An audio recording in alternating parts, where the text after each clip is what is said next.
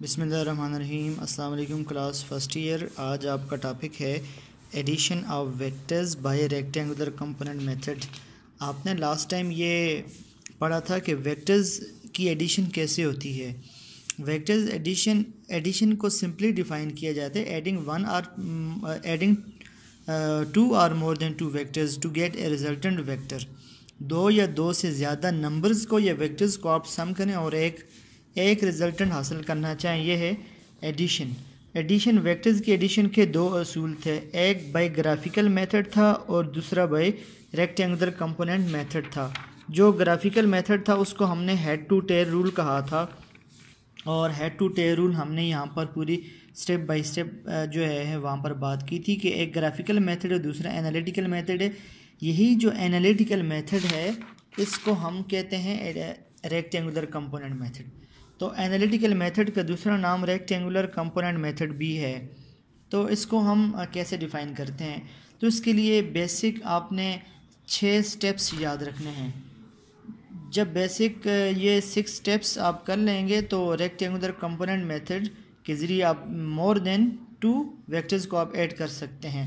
तो इस मेथड के लिए सबसे पहले हमारे पास स्टेप 1 के हैं, बहुत ही आसान स्टेप हैं। आमतौर से स्टूडेंट इस टॉपिक को बहुत मुश्किल समझते हैं, तो इसलिए स्टेप में हम डिवाइड करते हैं। स्टेप्स कैसे होंगे, सबसे पहले आप देखें फाइंड द एक्स कंपोनेंट। सबसे पहले हम डिफ़ाइन करते हैं find the X component of all the vectors to be added. सबसे पहले आप एक्स कंपोनेंट फाइंड करें। फिर दूसरा step find the resultant X component. पहले में आपने एक्स कंपोनेंट फाइंड करना है और फिर रिजल्टेंट एक्स कंपोनेंट फाइंड करना है। रिजल्टेंट एक्स कंपोनेंट का मतलब ये है, देखें हमारे पास ए एक्स है, बी एक्स है, सी एक्स है, ये सारे एक्स कंपोनेंट। तो find the X, B X, C X, ये है individual X component. Find the resultant X component का मतलब है A X plus B X plus C X. इस सब को आपने सम करना है, इस सब को आपने सम करके रिजल्टेंट एक्स कंपोनेंट आपने फाइंड करना है। तो ये है step number 1 find the X component. ये है step number 2 find the resultant X component. Step number 3 ये है find the Y component, find all the Y component.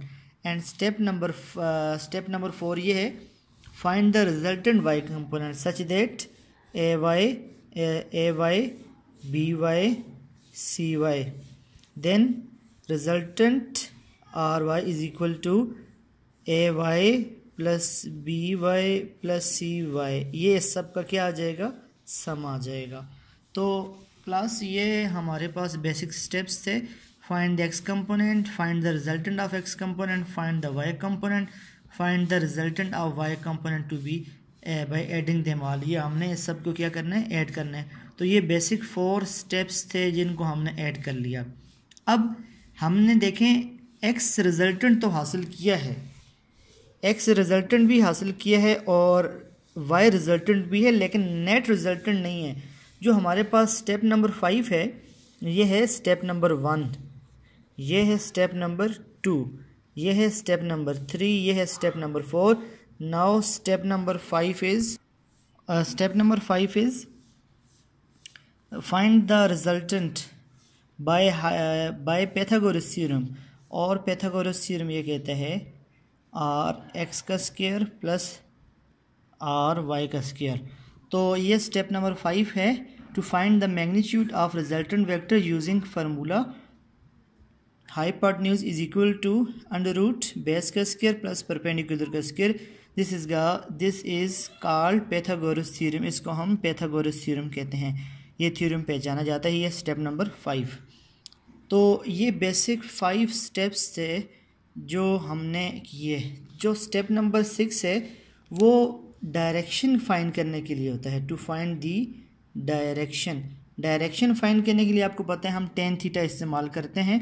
आमतौर से देखें टेन थीटा इक्वल होता है परपेंडिकुलर बाय बेस। तो परपेंडिकुलर यहाँ पर आर वाई है और बेस हमारे पास आर एक्स है। तो एंगल फाइंड करें, थीटा इज इक्वल टू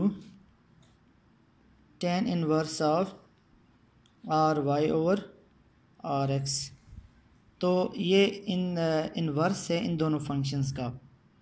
तो ये डायरेक्शन फाइंड करने के लिए हम इस्तेमाल करते हैं कि किस क्वाड्रेंट में ये लाई करेगा।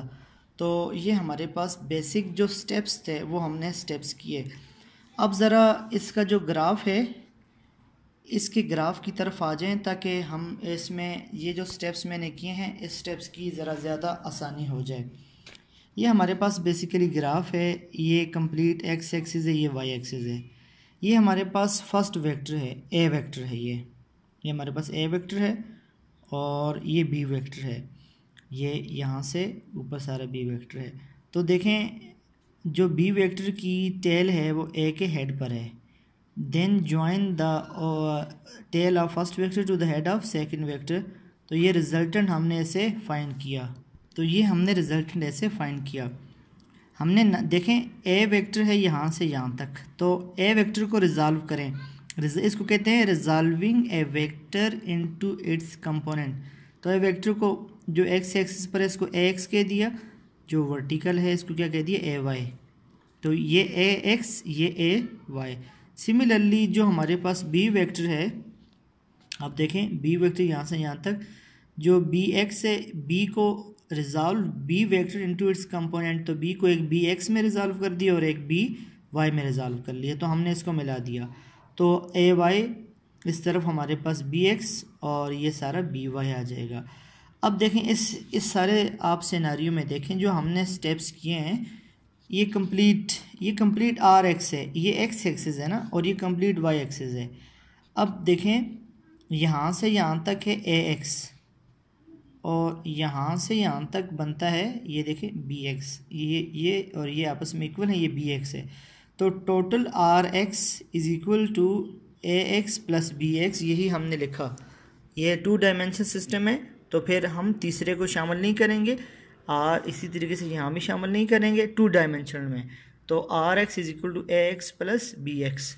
इसी तरह आप देखें जो ये हमारे पास रिजल्टेंट वाई है, तो ये यहाँ से यहाँ तक बनता है ए वाई। तो ये दोनों इक्वल है ना, यहाँ से यहाँ तक ए वाई, यहाँ से यहाँ तक बी वाई। तो total R Y is equal to B Y, A Y plus B Y. तो यही हमने सम किया है, R Y is equal to A Y plus B Y. इन दोनों का क्या हो जाएगा, सम हो जाएगा। रिजल्टेंट वाई इन दोनों का सम हो जाएगा। तो अब नेट हमारे पास जो मैग्नीट्यूड है वो पाइथागोरस थ्योरम के मुताबिक ऐसे ही बनती है।